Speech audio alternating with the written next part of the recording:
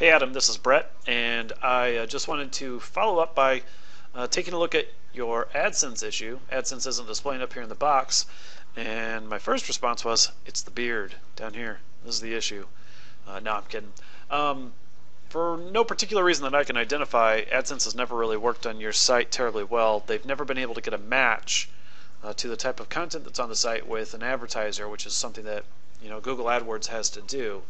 There could be a couple different reasons for this, but one thing I'd suggest is it probably needs to be taken out of the header up here, and you might try and actually put AdSense somewhere on the individual post pages for your site, the actual articles themselves, either at the top of the article, although I do like your pictures and videos that you generally have up here. Maybe putting a box up here would be a good way to go, something that generally brings good results for most people, or alternatively placing AdSense at the bottom of the article, somewhere down in this area, so that you might get a potential conversion down there. I've even seen it on the comment pages as well, an additional optional for a second placement, or somewhere in your sidebar over here on the right hand side. Your articles tend to be a little on the long side, so are mine. Personally, I feel that's a good thing and probably good for your website traffic, but since the advertising isn't converting for you, definitely something that could use some improvement to make sure you're getting the bang for the buck there. All that said, throughout the years, and I've been doing this for about 6 years myself, I've never made a whole lot of money off of AdSense. On a good year, $600 to $700. On an average year, it's closer to $400 to $500 per year. And from an advertising perspective, that's not a whole lot. It doesn't really pay the bills. It's a little extra spending money, but it's not something you can count on. That said, there's an exception to that rule, and these days I'm starting to see revenue from AdSense pick up for my content that's on YouTube. Now, I know that when we set the site up, we've got some Vimeo listings that show up in your sidebar for your Vimeo page, and in general, I suspect you may have a bit of a preference for Vimeo and the output that you should get there. There's a lot of good things about Vimeo. I personally don't know if they offer any revenue sharing opportunities these days or not, or whether or not this is paying for the efforts that you're putting in with some decent content. But as I take a look and just quickly analyze the channel, I can see that you've got some decent results in terms of contacts and likes. That's pretty good. 434 videos is a lot of content, which is also pretty awesome. But if we come in here and we sort this by what's getting the most play, we can come in here and some of the information. This is a little harder to find on Vimeo than it is on YouTube, but some of your top videos, they're getting views in the 600, 400, 400 range. And as I scroll down, and I'm just kind of taking some quick little notices of these, some of the next levels in, we're getting 90s, and as we go in to the top 10 level, they're getting 60 views each on average or so. As we keep dropping in, these numbers drop, and as you get into the top 20, top 30, the average videos drops to 20. So what does all that mean? For 434 videos, if on average you get, let's say, 50 views per video, that means through Vimeo you're getting 20,000 views for 434 videos that you've created. That's not a whole lot of views. These are probably hardcore viewers, people that really like what you're doing, and that can be powerful in and of itself, a good strong audience, but at the same time the total quantity isn't there. If we come over to your YouTube channel, where you have 340 videos going, not quite as many. This tells me that you're putting more emphasis possibly on the Vimeo channel than you are on YouTube, and there was a time when I would have agreed with that because the quality on YouTube wasn't quite there. But over here, we're seeing some much higher views. Some of your top videos, and this is sorted by most popular as opposed to oldest to newest, your most popular has 960 views on it. As we scroll down, we see more in the hundreds again, and I want to see if you'll pick up on a trend that I saw right away. So as I look at these, I notice that you've got a bunch of videos that are in your most viewed that relate to a cruise to Belgrade, a Belgrade cruise. And that also tips off another trend here.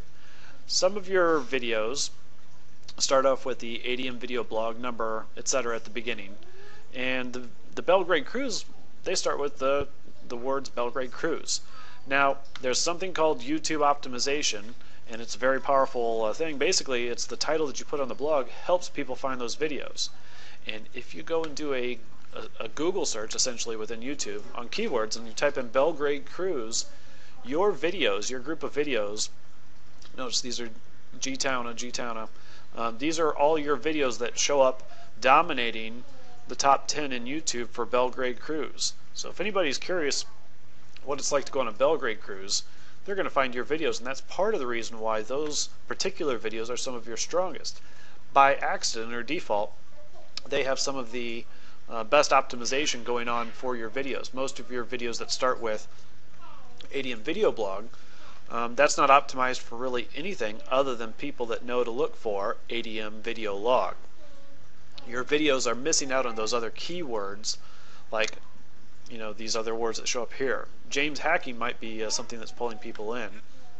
I'm not sure for this particular one. It might just been a popular one by accident.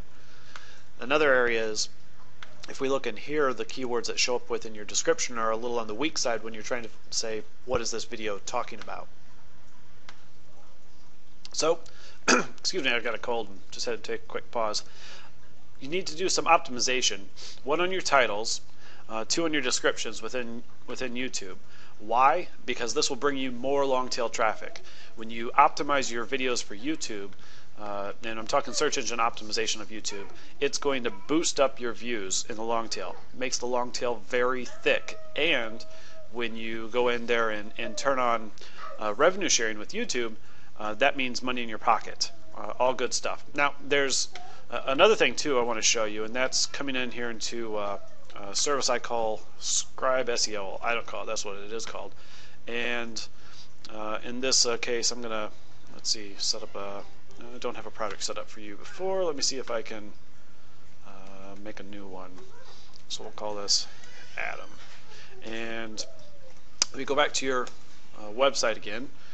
I'm going to just randomly pull up an article, and we're going to take a look and see how well this article is optimized. So here's your website. I'm going to grab the URL, place that in there. We've got our title, and I'm going to take that whole title, copy that, paste that in here. I'm going to come back to the description in a second, and we're going to come through here and just copy all the text that shows up here, not the whole text for the whole site. This is my mouse is actually out of the office today. Son walked off with it. So we're going to come down here, copy that content, paste it in here. We're going to analyze it, see how strong it is. And while we're at it, let's see if we have a description. I don't know if the site has a description or not, so we're going to go into the source code and see if anyone plugged in a meta description for this particular article. See if anybody wrote up a custom description. And we've got some meta keywords here. Description we've got something, as I leaned hard into this morning's workout, I was listening to it. So actually there is a description in here, but it's not a description for this page. It's a generic one for the whole site.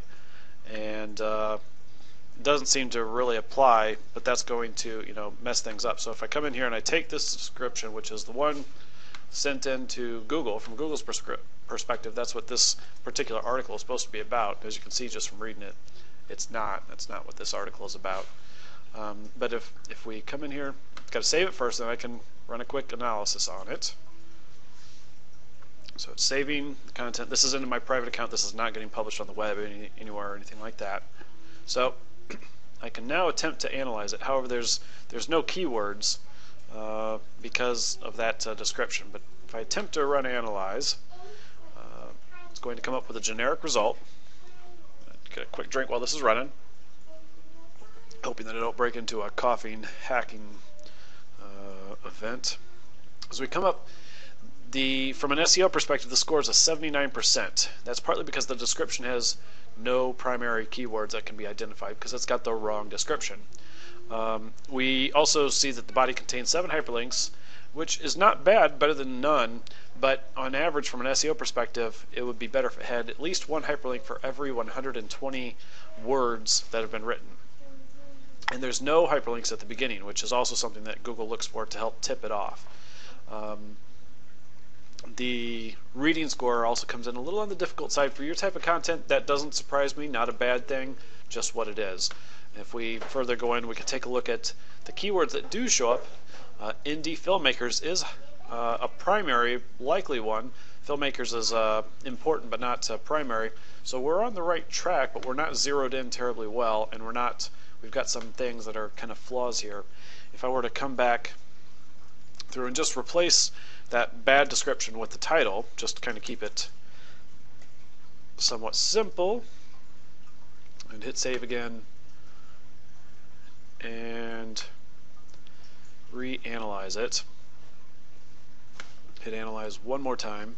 We'll see if this would improve the score and change things. Because right now the keywords are coming up India and Egypt. If you think about it, think about a person going out to Google and typing in the keywords India and Egypt. Would your article compete with other sources out there? In this case, just making that simple change does bump us up into the 83% range. We still have those hyperlink issues. We need more sources linked in here, but now we've moved another keyword up a little bit, and we're on target. Now, that's what we think is, as Google reads this, it thinks that this article is probably going to be about the keywords India and Egypt. If when you created this article, if that wasn't what you were shooting for, if you were trying to target something else, then that means that this whole article's talking around the topic that you were trying to get to. It's picture talking about in a product, per example, let's say you wanted to talk about a car, and you described what color the car was, and made out of metal, and it was fast, and the engine does this, this, and this, but you never actually mention the name of the car, what type of car it is. Well, at the end of the day, when Google tries to read your article and it reads all about the things that you've described, but you've never mentioned the actual car, a few times, then Google may not know that that article is about that particular car. You've talked around the topic and not specifically mentioned the topic. You have to do the comms 101 type thing. Tell the reader, tell Google what you're going to tell them, and tell them what you told them. In this case, Google thinks you're telling them about Indie as a keyword in Egypt. And that may or may not necessarily be the case, but even then you're getting, a C+ for your SEO work on this particular article. You spent a lot of effort writing, quite a few words on this particular topic, and at the end of the day, you're getting a C+ for your effort from Google's perspective, and that's going to, show up in Google results. So let's take a look at just typing in, let's say, indie filmmakers Egypt. Into Google search.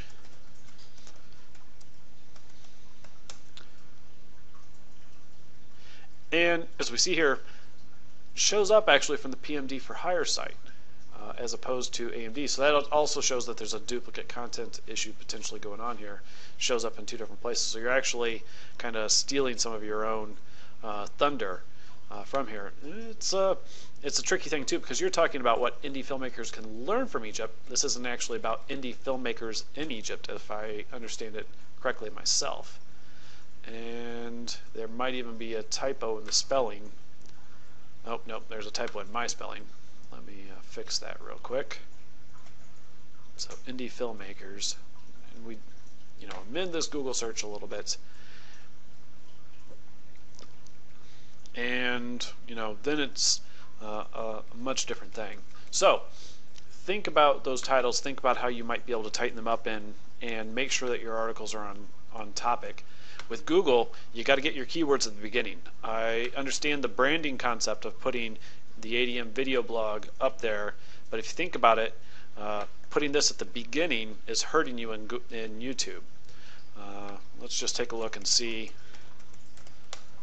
what happens if we do a YouTube search. So James Hacking, if we just type in his name, you do show up, but you're way down here. You're not at the top. The people that are at the top have James Hacking Tricks, Director James Hacking,